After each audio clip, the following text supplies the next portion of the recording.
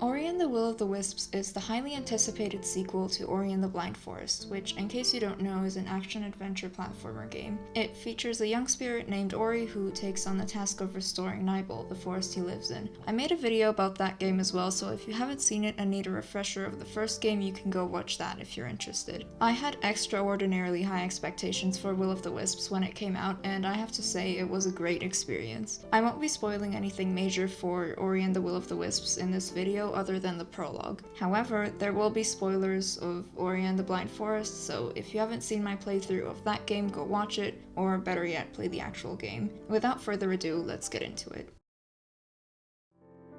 The second game begins right where the first one left off, with the hatching of the owl egg. Much like the beginning of Blind Forest, was shown a beautiful montage of the characters, in this case Ori, Naru, Gummo, and Ku the little owl, living happily in Nibel before the conflict is introduced. The story is set in motion by Ku revealing a messed up wing which hinders her flight. Ori gets the idea to use Kuro's feather to fix Ku's wing, and together they take to the skies. Everything is going well, we see some more callbacks from the first game which I really enjoyed, until Ori and Ku get caught up in a storm which rips Kuro's feather off of Ku. As a result, the two get separated and crash land in the forest of Noen. I enjoyed seeing the way they ended up in a new environment. It was pretty creative and unique. This is where the rest of the game takes place, as Ori tries to find Ku and return to Nibel. The other objective of the game is to restore Noen to its former glory.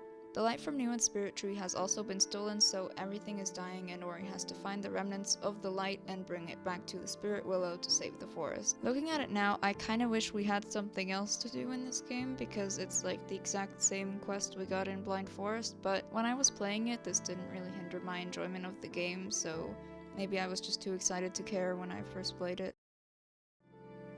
Although this game has a lot more dialogue than the first one, I appreciate that there's still characters that don't talk and instead show their personalities and emotions through their expressions and their actions. Once again, it's really heartwarming to see how everyone takes care of each other and makes sacrifices for the creatures they love. It's usually the really important characters that do this, though I guess Kola can be counted as an exception. The animals that talk more typically provide quests and exposition throughout the game, and it's usually their diction that makes them more unique and likable.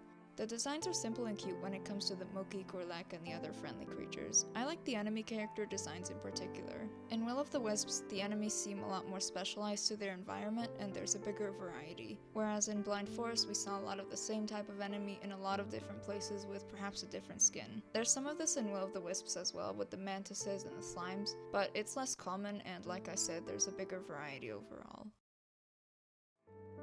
So obviously the graphics of The Will of the Wisps are very similar to The Blind Forest. However, there is one thing I want to address. If you take a look at the two games side by side, you'll immediately notice that Will of the Wisps looks a lot brighter. And while it's absolutely beautiful, I can't help feeling that the more muted and dark color palette of Blind Forest just goes better with the narrative. Remember, both of these forests have the same problem. The lights have been stolen, the forests are blind, everything is supposed to be dying, right? We can really see that in Ori and the Blind Forest, because the grays and the blues and the reds really emphasize it. Not to mention there's often dead trees in the background, no flowers are blooming except for those white ones, and we encounter almost no friendly creatures wandering about the forest because they're all gone, they've either starved or left. There's also mushrooms and other fungi growing everywhere, which makes perfect sense since fungi feed by decomposing dead organic matter. The prologue implies that Nibel is in great danger, and you believe it because it's obvious throughout the entire game. In New One, however, that effect is just not that strong. In Will of the Wisps,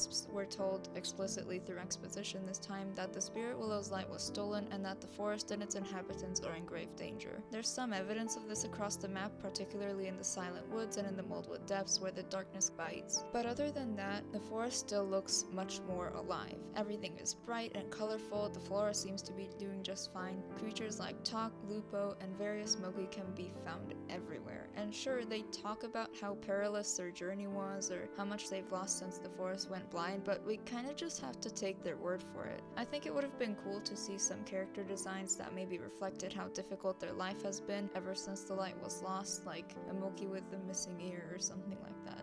Okay, maybe something less brutal, but you see what I mean, right? That being said, the game is gorgeous, so I don't want to criticize it too much because you can tell the creators really went all out. Everything still has that high level of detail that I absolutely adored about the first game. There's still those dynamic backgrounds in a lot of places, and the level design is also really interesting. The rotating wheels inside the wellspring, for example, were really cool to see, and I like the season changing in the prologue as well.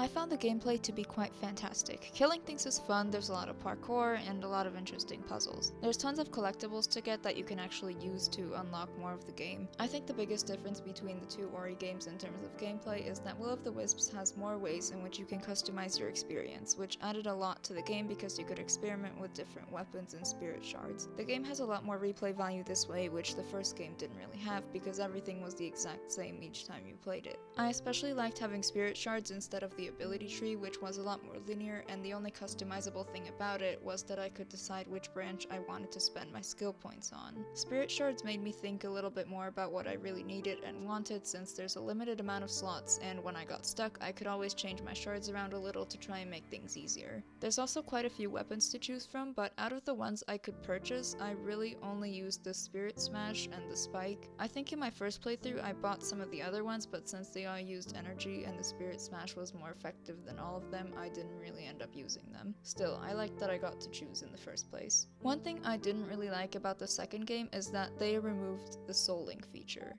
I know. As many of you may remember, in Ori and the Blind Forest you had to use energy to create a soul link in order to save your game, heal, and create a checkpoint. I liked it because it allowed the player to save right before a new or difficult portion of the game, and because dying and then respawning super far away because you forgot to create a soul link is hilarious, at least in hindsight. It added an extra element of strategy into the game, so I was a bit disappointed when I didn't get to do that in Will of the Wisps. But after playing the game for a few hours, I started to suspect why they replaced it with an autosave feature. When the game first came out, it was extremely buggy and it crashed a lot, so I think the autosave feature was to prevent a lot of progress from getting erased due to something that was out of the player's control. Will of the Wisps was actually supposed to be released in June of 2019 and I also noticed that some of the areas from the trailers that I was looking forward to didn't make it into the final game. This is purely speculation, I don't actually know, but I think the reason for all the glitches and crashes was because there was a lot of pressure on the developers to release the game, and so it was out before it was really finished. Regardless, the game's been out for more than 2 years now, and most of the bugs have been fixed.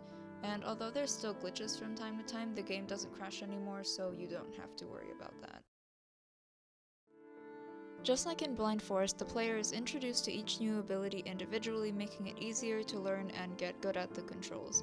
You can also equip weapons and certain abilities into 3 available slots at the bottom. The advantage of this is that you don't have to memorize a dozen combinations of buttons for all the weapons and attacks in the game, you just have to remember what you have in each slot. One challenge I had to face with this though is that for the majority of the game I had the same things in my slots, but would have to change it up for a few select portions of the game and would forget that I changed it. For example, I always had Spirit Edge in my X slot, but had to replace it with Launch at the Weeping Ridge because I needed it to explore that part of the map. Because I associate the X button with the Spirit Edge, sometimes I found myself hesitating or not knowing which button to press right away when I was in midair. I don't know if this is what the creators were going for with this feature, or if it was just an unintended consequence, but at least it gave my sister the opportunity to laugh at some of my stupid deaths. I personally didn't find this game very difficult compared to Ori and the Blind Forest, but I think that's because I played Ori and the Blind Forest, so I was familiar with a lot of the abilities already. The other reason why it might have seemed easier for me is because I was pretty young when I played Blind Forest and I was just beginning my gaming journey, and I like to think that I've come a long way since then in terms of my abilities. I definitely was challenged. The boss fights are significantly harder, I would say, and there's some pretty difficult parkour here and there. I definitely say I struggled more in Ori and the Blind Forest. I think the boss fights in Will of the Wisps are harder, but the parkour is more difficult in Blind Forest. Overall, I think it's a good difficulty level. It's not so hard that you're always stuck on everything, but it's challenging enough to keep you engaged and focused the whole way through. Will of the Wisps is considerably longer, and that was actually one of the best things about it for me because I thought the first game was a little bit too short. The main quest in Will of the Wisps is longer and the map is significantly larger, but there's also things like side quests and spirit trials, which are these little races you can win to get more spirit light that add to its overall length. I think this was a great improvement because this made it long enough to be really fulfilling when you finally finished it, and that really makes for a better experience. As phenomenal as it is, I don't have that much to say about the soundtrack, mostly because it's very similar in style and instrumentation to the soundtrack of Blind Forest, and I kind of already said why I thought that was so amazing in my review video of Ori and the Blind Forest. It's extremely powerful and cinematic. I like that some of the other characters get themes as well this time, it's not just for Ori. And once again, the music aids with kind of setting the mood and transitioning to and from cutscenes and really dramatizing moments that are important to the narrative. I was very impressed again, and no matter how many times I listen to it, I'm just left in awe because of how beautiful it is. If you're going to play this game, please either do so with headphones or turn up the volume, otherwise you'll be missing out on one of the most memorable aspects of the game.